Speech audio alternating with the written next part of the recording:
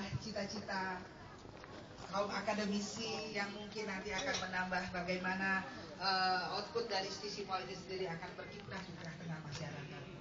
Kalau boleh saya sekedar ingin menyampaikan bahwa di sisi pol ini sendiri kami mempunyai 4 jurusan ilmu komunikasi, jurusan ilmu kesejahteraan sosial, jurusan ilmu politik dan administrasi negara. Dan kami juga sudah memiliki pasca sarjana S2. Alhamdulillah juga sebagian dari alumni Sisi Pol Chandra Dibuka telah banyak berkiprah baik di Sumatera Selatan maupun di Indonesia secara khususnya.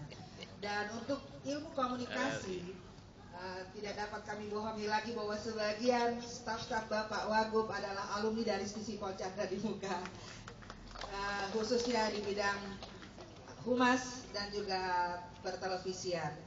Saya sendiri akhirnya mengucapkan selamat datang Bapak, buat teman-teman juga, Bapak-bapak, rekan-rekan pers, terima kasih atas liputannya. Semoga menambah gairah kami untuk dapat memajukan lagi televisi ini sehingga dapat diterima di tengah-tengah masyarakat. Dan pada Bapak KPI doakan, karena ini non-profit Pak, siapa tahu ada rezeki menjadi televisi bisnis. Terima kasih. Assalamualaikum warahmatullahi wabarakatuh.